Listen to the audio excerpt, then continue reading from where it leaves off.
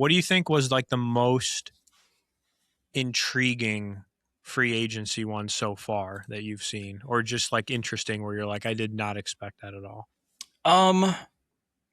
I think Kenneth Walker going to the Chiefs might be the one that stands out the most to me.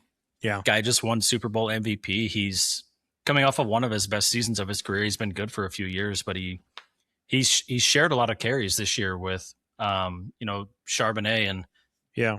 still had a great season, and then became the MVP of the Super Bowl, and then the team let him go. And when that happens, it's like, Weird. oh shit, well, where's he gonna is he gonna go like split carries with, like, I don't know, like Gibbs, or is he gonna go split carries in like Washington, or like there's these other teams that don't have like a Yeah. 1-2 punch. But no, he went to the team, in my opinion, that had the biggest need and the biggest impact that you can have right away in the whole league. He went to the Chiefs, True. whose only weakness last year, in my opinion, was they had no running game and they had an injured offensive line. So now you're adding a Super Bowl MVP running back to that team that will come back healthy now. They had an injury. They had injuries at wide receiver. They had injuries in offensive line. They had Patrick Mahomes went out late in the year.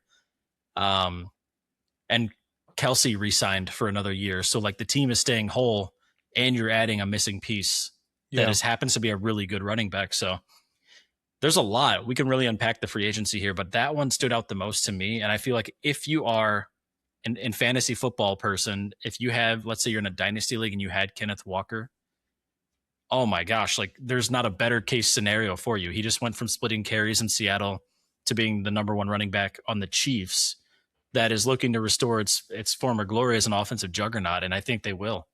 So yeah, I mean, that one stands out a lot. I think that's a huge, huge addition for them. It is pretty shocking to me that the Seahawks decided to just let him go. I mean, I don't know if they think they're fine without him. They like Charbonnet that much. Like I don't, maybe there was bad chemistry or something, or whatever. But that's a little shocking to where you just win a Super Bowl, and like he won the MVP, whatever. Like I mean, at the end of the day, I think there was a couple people that maybe could have won the MVP in that game, but yeah, that one is very interesting. And I mean, I think it's a pretty good pickup for the Chiefs, honestly. Like you said, they need a running back. And they let go of your boy, Isaiah Pacheco, which the Lions decided to pick up, of course. To quote Pat McAfee on game day, that guy sucks. No, I mean, saying Pacheco sucks might be a bit of an overstatement, but that guy has looked like a shell of himself, and he struggled so much last year. Kareem Hunt wasn't any good. I mean, the Chiefs just really couldn't move the ball running it, and I got the vibe that Pacheco is just the wear and tear and the injuries he's had, he's just kind of done. So I'd be really curious to see how he fits on the Lions. Yeah, well, I mean, he's going to be the backup anyway, so yeah. To be fair, like maybe it'll give him some time to recover or whatever, be like more of a role player.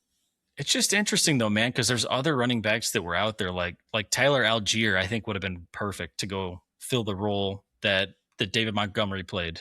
Yeah. But instead, he went to the Cardinals, who just signed James Conner the day before, and they already still have Benson. So now they have 3 running backs, and I'm like, interesting.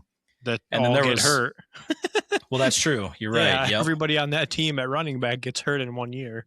But then there's other guys like Rachaad White is out there. He could potentially fill a void for one of these teams. Like, it didn't feel like Pacheco was like the only choice, but I guess maybe you would rather have Pacheco than Rachaad White. I'm honestly not sure. I don't know how I feel about that. He definitely has more of the power vibe. He can fit that like goal line carry vibe like David Montgomery did, but yeah, I don't know.